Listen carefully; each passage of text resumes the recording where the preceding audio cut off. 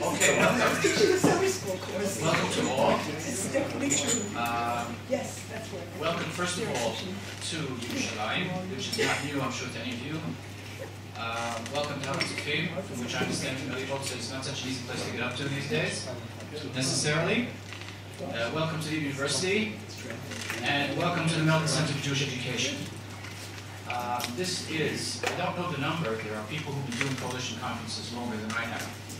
What number of coalition conference this is? This is actually only the second one. It's only the second one? Yeah. Okay.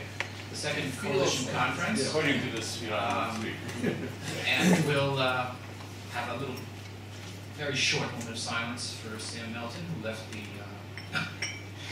the money for these conferences to happen. That was it. And his idea was that all the Melton centers, the one from the University of Jerusalem, the one from the Jewish Theological Seminary, and the one from Ohio State University should have joint activities. And what has been thought of the last times, I think, has been very productive. Conferences on issues that pertain to both Jewish studies and to Jewish education. And I understand the Melton Center at Ohio State is largely dedicated to Jewish studies. And whereas to JTS and here it's more dedicated to Jewish education. But these areas are of course very close, and there are people in all institutions who sometimes also do both. And just a few words at the beginning, and then I think we'll get along with our work.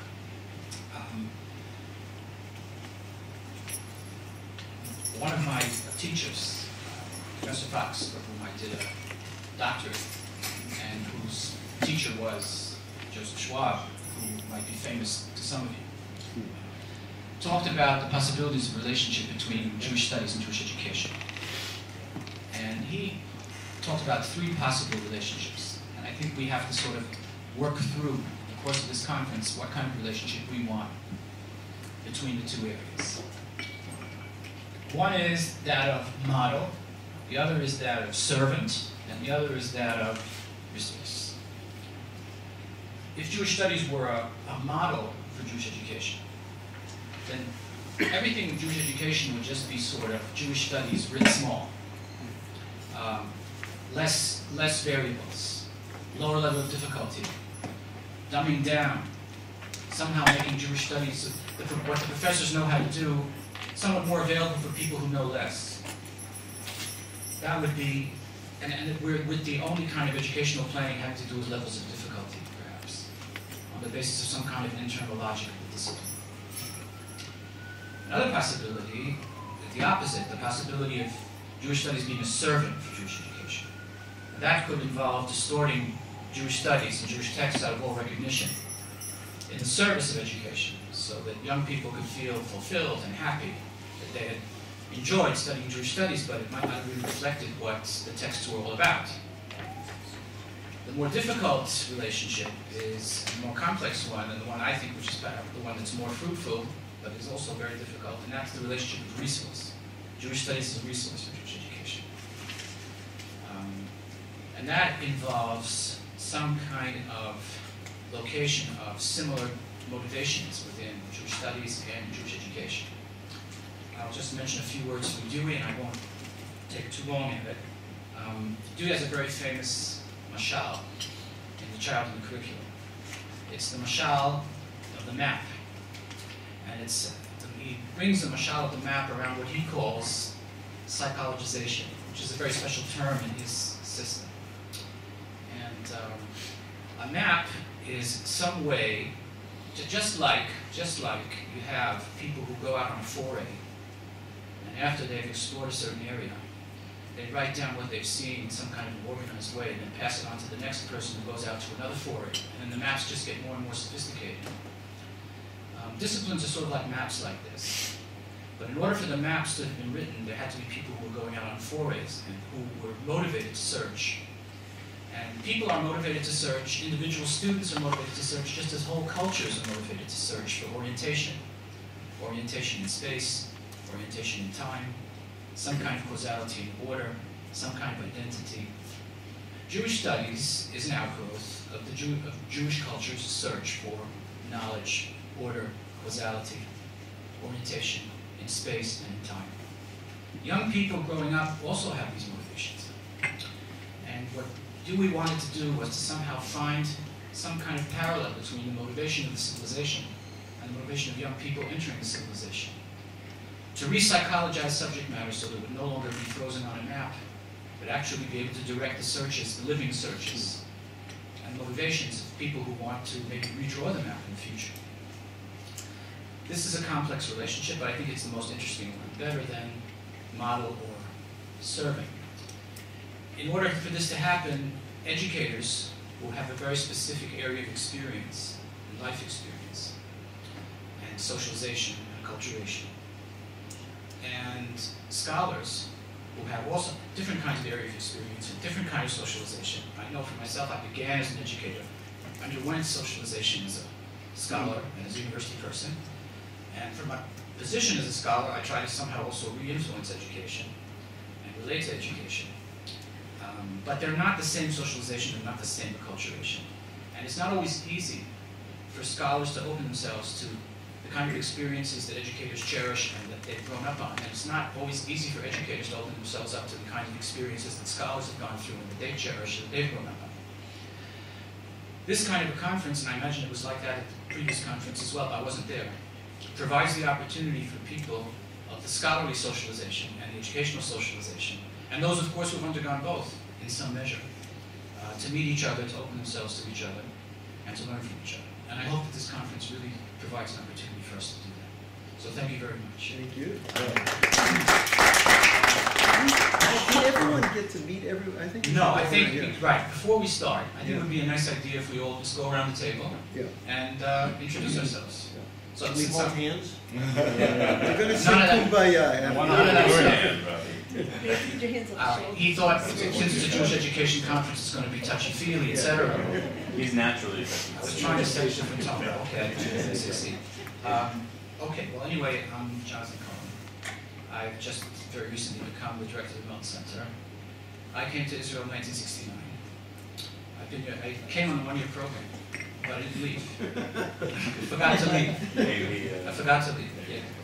And, well, I did all my degrees here at the university. I did a BA in Jewish thought and general history, and a teacher's certificate in history, because they didn't have one in Jewish thought in those days. And I did a master's with Eli Schwab on Shadal in Jewish thought. And I did a doctorate with Seymour Fox and Shalom Rosenberg on 3 different scholar thinkers, Wilson, Goodman, and Strauss, which came out later as a book which some of you may have seen, Philosophers and Scholars, about their philosophy of doing Jewish philosophy and studying Jewish philosophy. And I began as an educator. I taught high school for a long time. I enjoyed it very much. There was a time where I really thought that writing school books for kids, thousands of kids, was much more important than writing articles for only a few people. I think I might even still feel that way to a certain extent. And later, Michael Rosenack, blessed memory, offered me the opportunity to be both an educator and a scholar by inviting me to join a big curriculum project here at the Melton Center, the Jewish Values Project, and also to do a doctorate with him, which didn't ultimately happen. He helped me a lot with the doctorate, but I had to do it with others for all kinds of reasons. And that's it, and so here I am, and I'm very happy to convene this session, and let's pass it around. I think we can hear each other pretty well. Yeah. We're all experienced. Eli Holzer, thank you for having me with you, although I'm not officially affiliated with any of the Melton centers. I teach at Bar-Ilan University School of Education. I'm involved in Jewish education abroad in the United States for the Mandela Foundation as well. And I would like to apologize for not being here tomorrow morning since I have to teach at 8 o'clock, but I'll make sure to be here a little later in the day. I'm Fishbane, and in fact with JTS, my field is Jewish mysticism, Jewish thought, particularly medieval Kabbalah and modern Hasidut. And it's a great pleasure to be here. Some of my research has focused on elements of mystical experience, Kavanat Tefillah, in medieval Kabbalah. I'm currently working on a book on tentatively called Poetics of the Zohar, which is kind of the Zohar as literature, which is part of what I'm going to talk about tomorrow. And I also work on elements of constructions of the self and personhood, self-formation in Kabbalistic literature. That'll be the book to come. But it's a great pleasure to be here with you guys and all of you. Looking forward. I'm Amy Schumann. I'm a professor at Ohio State University, where I'm a folklorist, and I also teach many other things, narrative and other things. I'll talk more about it tomorrow, I guess. I'm Michael Gillis. I'm a member of the faculty of the Melton Center here at the Hebrew University, and I'm particularly interested in teaching of rabbinic literature, and do some work also in philosophy of education, of Jewish education, and recently I was appointed here in the School of Education as head of teacher education.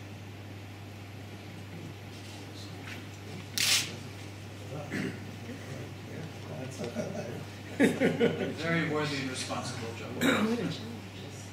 Dudi Wortman from teaching at Viv University, literature department, and folklorist. Also and we'll convert many others.